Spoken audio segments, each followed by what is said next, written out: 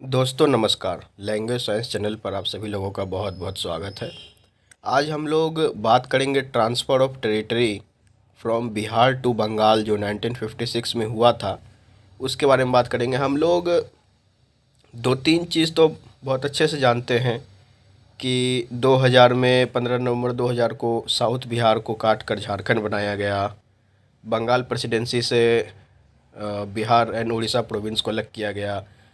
फिर उड़ीसा के कुछ पार्ट्स को 1 अप्रैल 1936 को बिहार से अलग किया गया। ये सब बातें तो हम लोग जानते हैं, लेकिन दो चीज़ें हैं जो कि हम लोग ज़्यादातर नहीं जानते। मतलब मैं तो जानता हूँ, ज़्यादातर लोग नहीं जानते। उसके बारे में आज हम लोग बात करेंगे।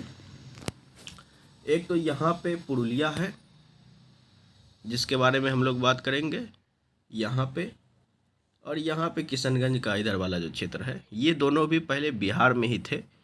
ये दोनों क्षेत्र को बाद में वेस्ट बंगाल में ट्रांसफ़र किया गया। उसके मैं डॉक्यूमेंट्स भी दिखाऊंगा, क्या कारण थे वो भी दिखाऊंगा, सब कुछ बताऊंगा। इस वीडियो में आप लोग लास्ट तक बने रहिए। दोस्तों, जो बिहार का नक्शा अभी आप देख रहे हैं, यही रियल बिहार का नक्शा था।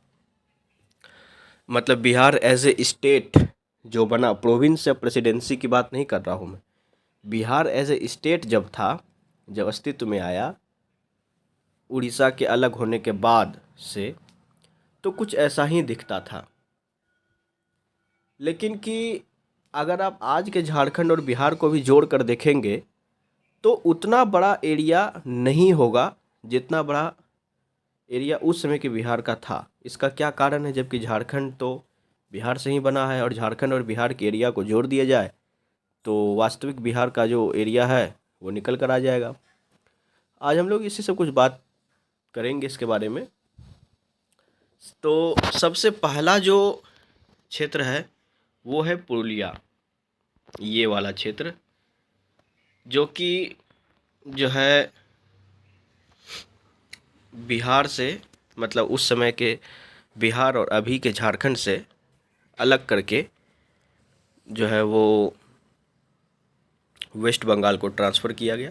उसमें बोकारो का भी कुछ बोकारो और पुरुलिया का मतलब थोड़ा सा रीऑर्गेनाइज़ किया गया था वहाँ के क्षेत्र को। जैसे चास वगैरह का क्षेत्र है, तो वो सब जो है बिहार में ही रह गया था, मतलब अभी झारखंड में है, बोकारो ज़िले में, और कुछ जो है वेस्ट बंगाल को ट्रांसफ़र कर दिया गया था। दूसरा है ये वाला क्षेत्र, किशनगंज के पूर्वोत्तर का जो कुछ क्षेत्र था वो ट्रांसफ़र किया गया था बिहार से वेस्ट बंगाल के बीच में। तो ये जो दो क्षेत्र है, इसके बारे में लोग नहीं जानते हैं ज़्यादा। इसके बारे में आज हम लोग बात करेंगे। वैसे तो बिहार से और भी कुछ बहुत सारे ट्रांसफ़र ऑफ टेरिटरीज़ हुए हैं, लेकिन इंडिपेंडेंट इंडिया में एज ए स्टेट रहते हुए ये दो मेन ट्रांसफ़र ऑफ टेरिटरीज़ हैं जिसे हम लोग को जानना चाहिए एज ए बिहारी। तो क्या कारण था कि पुरुलिया को और बोकारो के कुछ क्षेत्र को ट्रांसफ़र किया गया? मैं उसका डॉक्यूमेंट भी आपको दिखा दूंगा, पीडीएफ के रूप में है वो मेरे पास। तो क्या था कि वहाँ पे जो डायलेक्ट बोली जाती थी पुरुलिया में, वो समहाउ पूर्णतः बांग्ला तो नहीं थी, लेकिन उसे as a dialect, Bangla dialect के रूप में वो ज़्यादा मिलती थी। तो आप वेस्ट बंगाल की जब स्टेट बोर्ड की जब बुक भी पढ़ेंगे ना, तो उसमें भी इस चीज़ के ट्रांसफ़र ऑफ टेरिटरीज़ और उनके संघर्ष के बारे में बताया गया है कि वो पुरुलिया से वो लोग कोलकाता तक पैदल मार्च करके गए थे इस चीज़ के लिए कि हमें वेस्ट बंगाल में मर्ज किया जाए। हमारी भाषा हिंदी नहीं है, हम लोग बांग्ला बोलते हैं, हमारी संस्कृति बांग्ला जैसी है, तो हमें वेस्ट बंगाल में मर्ज किया जाए। इसके कारण जो है इसको मर्ज किया गया था। दूसरा जो किशनगंज वाला क्षेत्र है, जो कि मैंने आपको यहाँ पर दिखाया, यहाँ पे थोड़ा सा नदी का रोल था। क्योंकि क्या हो रहा था कि वेस्ट बंगाल जो है वो एक जॉइंट के रूप में नहीं था। जैसे कि ऐसे अगर आप देखें तो बीच में बिहार का लैंड आ जाता था, जो कि ये वाला क्षेत्र है, और वेस्ट बंगाल से मतलब इस वाले गोरखा लैंड से अगर आपको वेस्ट बंगाल आना है तो आपको बिहार से होकर आना पड़ेगा, और गोरखालैंड को वेस्ट बंगाल में मर्ज कर दिया गया था।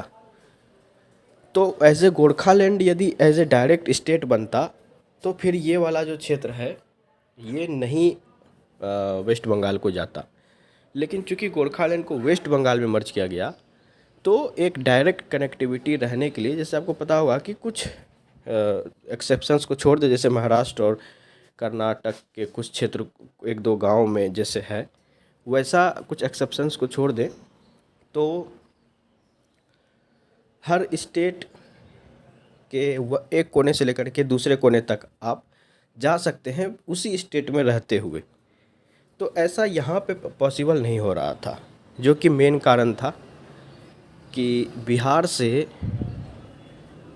ट्रांसफ़र ऑफ टेरिटरी की गई, वेस्ट बंगाल को दिया गया, ताकि जो कनेक्टिविटी है गोरखालैंड से वो वेस्ट बंगाल के मेन लैंड से डायरेक्ट जुड़ सके। हालांकि मैं Gorkhaland as a separate state की डिमांड को फुल्ली सपोर्ट करता हूं, और Gorkhaland as a full state बनना भी चाहिए। इनफैक्ट बंगाल को 3-4 भागों में तोड़ने की ज़रूरत है। एक तो गोरखालैंड जो कि वास्तविक रूप से एक स्टेट का हकदार है, उसका बंगाल, और बंगाली इतिहास से कोई भी लेना देना गोरखालैंड का नहीं है, और ये लोग प्राउड इंडियन भी हैं गोरखालैंड। दूसरा, नॉर्थ बंगाल और साउथ बंगाल, इस दोनों क्षेत्र को भी अलग करने की ज़रूरत है, क्योंकि नॉर्थ बंगाल को कहीं ना कहीं केवल और केवल यूज़ किया जा रहा है, जिसे गौड़ बंगाल आप बोलते हैं, वो केवल और केवल साउथ बंगाल को डेवलप करने के लिए वहाँ से रॉयल्टी ली जा रही है।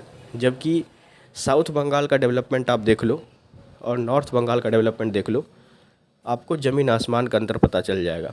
तो नॉर्थ बंगाल को ज़रूर से ज़रूर अलग करना चाहिए, और नॉर्थ बंगाल कहीं ना कहीं बंगाल और बंगाली कल्चर से जुड़ा हुआ भी नहीं है, ये गौड़ कल्चर है एक्चुअल में, और इसी गौड़ के नाम पे एक स्टेट बनना चाहिए, चाहे गौड़ बन जाए या फिर गौड़ बंगाल भी आप बना सकते हो, चूँकि इतने दिन तक वेस्ट बंगाल में है। तो खैर जो भी हो, ये सब भविष्य की बातें हैं, लेकिन ये जो मैंने आपको बताया ये रियल रीज़न है इन दो क्षेत्रों को ट्रांसफ़र करने का बिहार से वेस्ट बंगाल में। और इसके साथ ही जो एक आज़ादी के पहले जो बिहार के क्षेत्र से जो नेपाल को भेज दिया गया था 1860 में, वो है आज का वो मिथिला वाला क्षेत्र, तराई भाग वाला, जो कि यहाँ पे था ये वाला। ये इसके ऊपर भी कभी विस्तार से चर्चा करेंगे। एक्चुअल में ये इसलिए किया गया था क्योंकि मतलब कि जो गोरखा लोग थे उन्होंने 1857 की क्रांति को दबाने में जो है अंग्रेज़ों की तरफ से बहुत साथ दिया था। तो एज ए गिफ्ट 3 साल के बाद 1860 में इस क्षेत्र को बिहार से अलग करके मतलब कि नेपाल को भेज दिया गया, दे दिया गया। तो ये सब चीज़ें थी। इसके अलावा भी कुछ अलग तरीके से ट्रांसफ़र ऑफ टेरिटरीज़ होती रही है समय समय पे, जैसे कि उत्तर प्रदेश और बिहार के बीच में हुआ है, रिवर के कोर्स स्ट्रीम में बदलाव के कारण, लेकिन वो सब माइनर हैं, बहुत कम क्षेत्रफल में हुए हैं वो सब, और वो भी कोई ऐतिहासिक कारण या फिर कोई बड़े कारण से नहीं, बल्कि इसलिए क्योंकि नदियों का जो धारा है वो आगे पीछे हो जाता है, जिसके कारण आसपास के गांव के लोग लड़ने लगते हैं, जिस कारण से ऐसा किया गया है। तो इस वीडियो में इतना ही। आशा करता हूँ आपको ये वीडियो अच्छा लगा हो, तो इस वीडियो को ज़रूर से ज़रूर लाइक करें, हमारे चैनल को सब्सक्राइब करें, और अगर आप चाहें तो इस वीडियो को शेयर भी कर सकते हैं। जय हिंद, जय भारत। अंग प्रदेश, आंगी भाषा, अंगिका भाषा जिंदाबाद। जय भागलपुर, जय बिहार, जय हिंद।